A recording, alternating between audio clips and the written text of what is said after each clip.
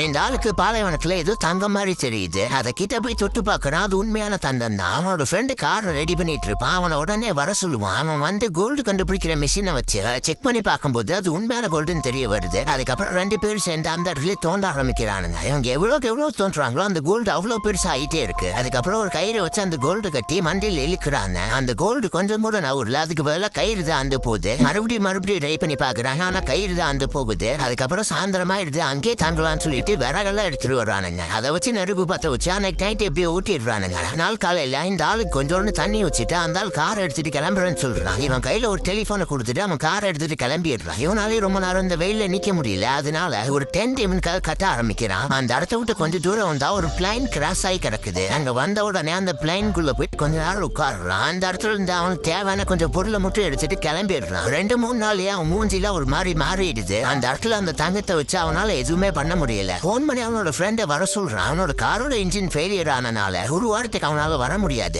அவனோட மூஞ்சில ரொம்ப செவப்பா மாறிடுது. அவன் தண்ணி குடிச்சிட்டு இருக்கும்போது அங்க ஒரு பாம்பு வரும். உடனே கல் எடுத்து அதை அடிச்சிருவான். திரும்பி பார்த்தா அவன் வச்சிருந்த தண்ணி குட்டி உடனே அழ ஆரம்பிக்கிறான். ஏன்னா அவன் இருக்க தண்ணியா